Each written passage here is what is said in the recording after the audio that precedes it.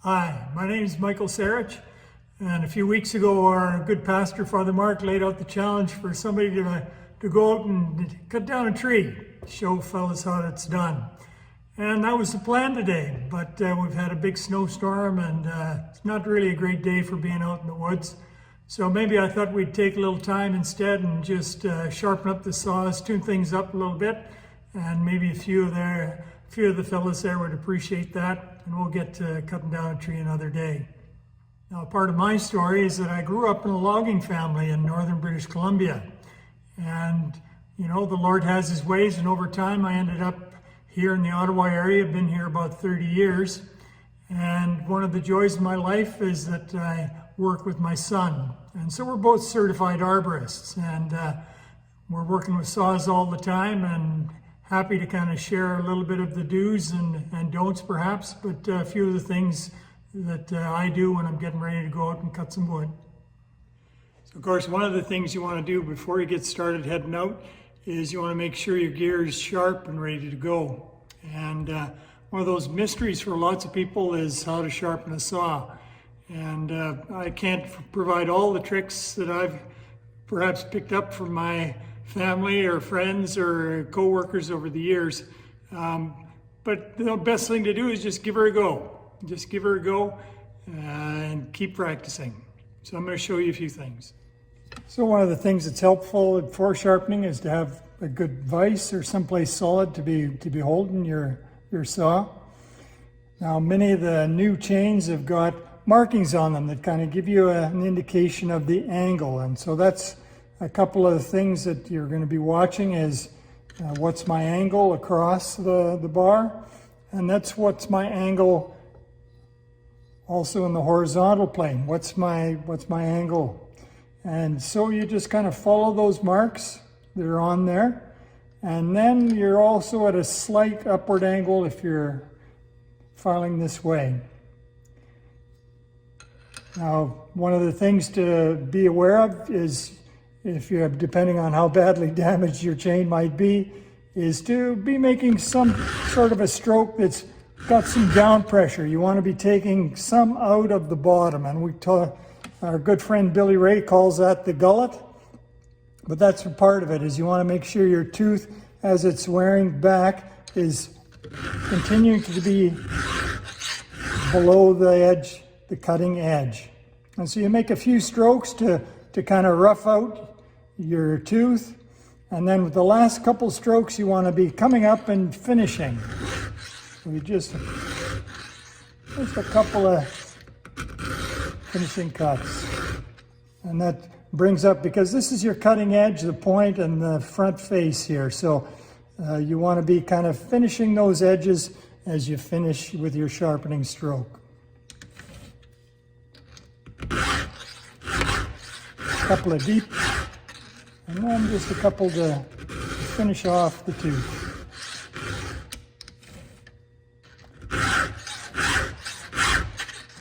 And just a couple to finish off the edge of the tooth.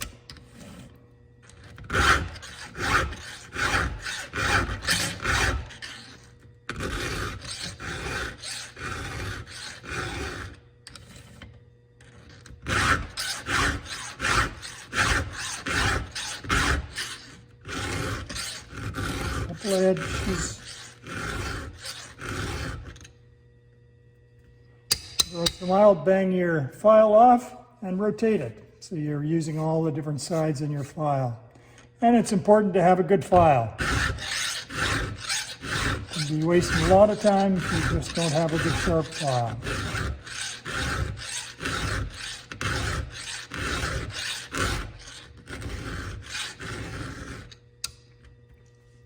Now, I wouldn't get too worried about how accurate your angle is. Do the best you can if you're just learning.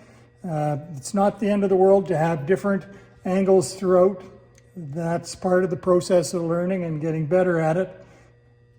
But the important thing is to make sure you're deep enough, and you can gauge that a bit by how low your file is. You can see that the tooth comes up to about 3/4 of the way on the round of the file, and that's about where you want to be.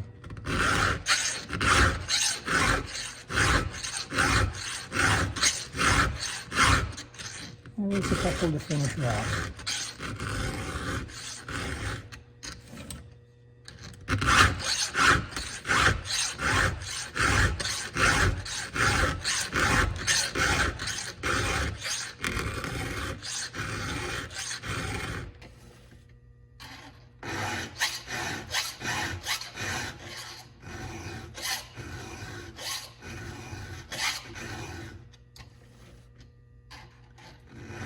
So one of the things that is important is that I talked about it, your angle or those things can be variable, but whatever stroke you're doing, try and keep it the same.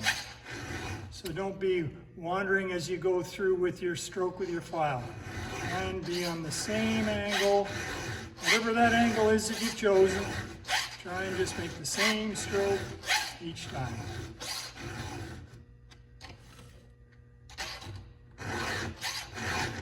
Down pressure, a few strokes, pulling up, finish the face and the top edge.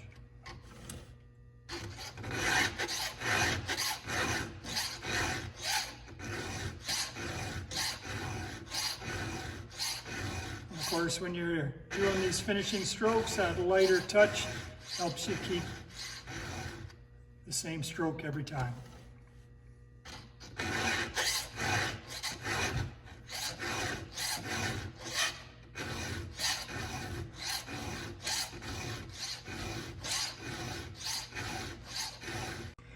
Now, there are different tools for helping you with filing. The saw shops are full of them. Lots of different doodads that you can try.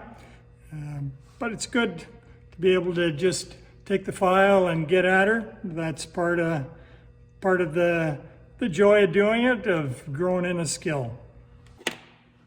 So the other element then, when you're sharpening your saw, is the rakers. Now the rakers are this part that's just in front of your tooth, and what the raker does is set how much wood will the cutter be engaging when it's in the wood. And so the lower you take your raker, the more bite your saw is going to have. And of course, too much is too much. Now there are guides for that, and I looked around our shop, and as the pros go, we don't use them. We kind of go by feel and just take the rakers down when we know it's not biting. Now, part of a saw cutting, of course, is how good your saw has been filed. But if your saw is well filed and you still aren't getting any headway, well, then you should use a raker guide. And the raker guide just sits on top, and you take a flat file and you just take a little off that raker. Now, this is a new chain. It doesn't need to be taken down. It's in good shape.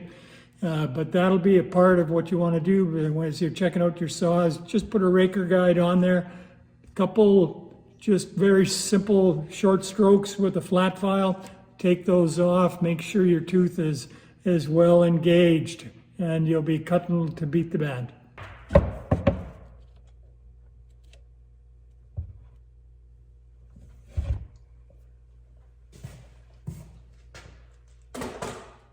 Over 40 years ago, on Pentecost Sunday, 1978, when I was 15 years old, I encountered the living Jesus Christ. And it's been a pursuit throughout my life to find him, to know him, to love him. And it's been one of my greatest joys to have shared that journey with you, my friends and people that I love at St. Mary's.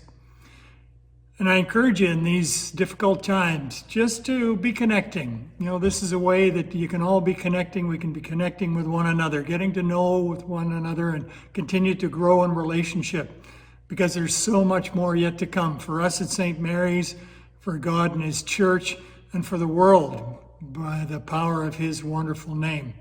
So God bless you, and hopefully in a few weeks we're going to cut down a tree together.